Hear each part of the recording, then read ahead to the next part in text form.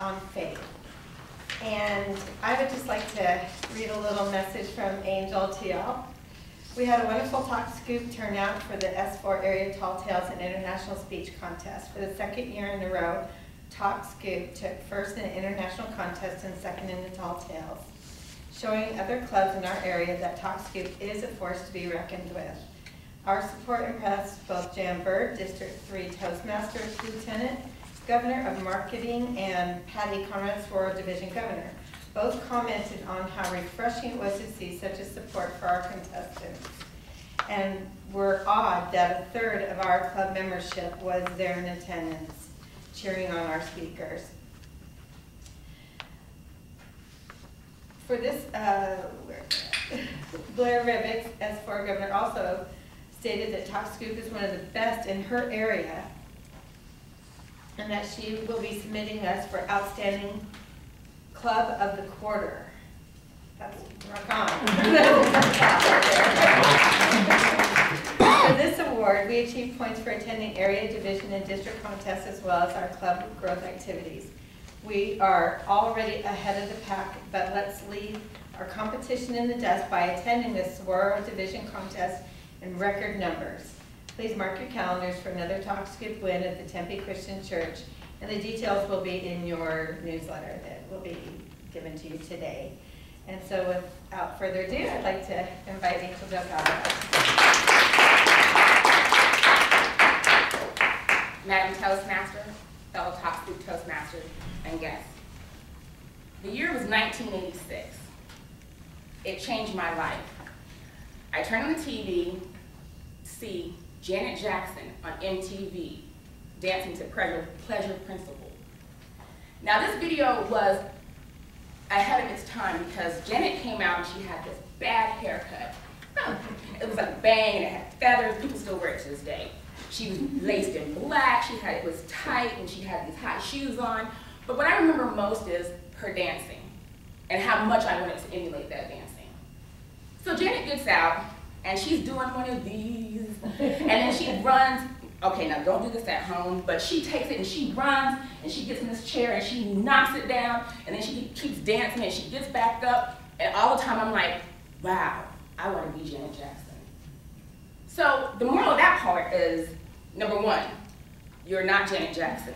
Number two, it's not a wise idea to sit up there and jump in your mom's chair that has rollers on the bottom, thinking you're going to do the same thing. It always ends badly.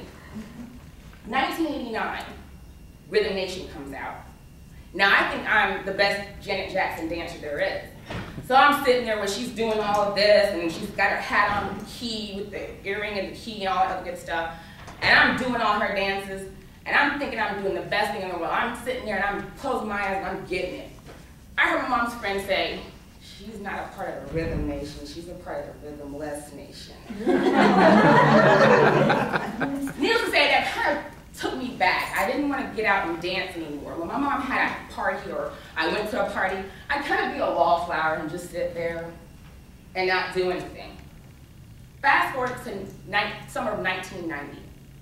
I lived on Kikina Air Force Base in Okinawa, Japan. I spent my summers in a youth center. During the summers, we always had these different types of activities that we could do, actually only two, either martial arts or dancing. So I chose dancing. The day came and they had a big dance contest. They posted the sheet on the board and all these people signed up. Well, actually, a bunch of guys and then me. So I look at the sheet and I'm looking at my competition.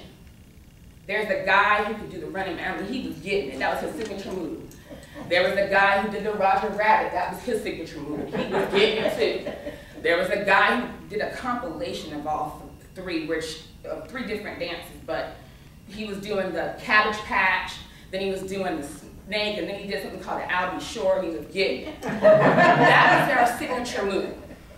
So everybody, let's not forget the break dancer. He would do something like this and then pop it up, throw it around. I'm like, oh my gosh, he's gonna break something. He had his little cardboard out, was spinning on his neck. I was like, I have no way, there's no way I'm gonna win this competition. I have no ability to do what they do. And some of the things that I do, they do better than I do. So I went home thinking about having to win this competition. I was kind of bummed, but then I looked up and I looked at my wall, and not my Facebook wall, you know, it was back in the day. And I had posters all on my wall from every magazine you can get, when they used to still do posters. They don't do that anymore either. So I'm looking at Bobby Brown, and I'm looking at Janet Jackson, and I'm looking at all these amazing dancers, and I'm thinking to myself, I'm gonna come up with my own signature move. So I closed my eyes, and I'm sitting there, and there was a song that came out in the 90s called Poison by Belle Biv DeVoe. And I turned on Poison on my radio, and I'm sitting there, I'm like this. I'm sitting there getting it, yeah, I'm getting it. And I know in my head, well, I don't know how I look, but in my head, I was so Janet Jackson. So I came up with this signature move. It was not a very good signature move, but I didn't care. It was mine, I'm gonna own it. Day of the dance, I get a little nervous. I'm sitting there, I'm looking around, and they're sitting there practicing, and they're dancing and doing their signature moves and everything else, and here it is where I'm like this, well, I don't know if I can do this or not. But I realized that even though I didn't have a signature move or their expertise in dancing, I'm still pretty bad at dancing. I look like Elaine from Seinfeld where I'm having a spastic fit. So, being nervous, I just sat there and I thought, I was like, forget it, I'm me. I think my dance move's amazing. I'm gonna step out on faith. You know what, forget that. I'm gonna dance out on faith. The music comes on. We're all dancing in the middle of the floor, and it's, you know, it's part of the dance part, and we're sitting there dancing, and then the music comes on for the dance contest. There's like some kind of little thing that goes, ding, ding, ding. There's a dance contest in 5 minutes. So everybody gets off the floor and kind of surrounds this big multi-purpose room. Now, it probably wasn't that big, but you know, when you're 9 years old, everything is a lot bigger than what it really should be. So as I sit there, and I'm getting nervous, and I'm thinking to myself, I'm gonna dance out on faith. All the guys are in the middle of the floor. They're all getting it. Music is starting. So I sat there for a minute, I kind of just danced around the outskirts, do my little two-step, and then I hear it. Girl, I must warn you. I lost it. I closed my eyes, and I was sitting there dancing around the whole exterior of the room. The boys were in the middle, so I wanted everybody to see my new move. Now, I don't know what I was doing, but I know I was doing a bunch of spinning and some weird kick. And it was like, kicking me started. So by the time I opened my eyes and the music stopped, I looked around. There's nobody in the dance. I'm the only one there, still kicking. Trying to get back started again. Because I stepped out on faith, or danced out on faith, I was able to win the competition.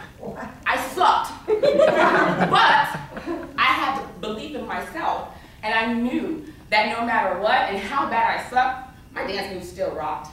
Madam Toastmaster.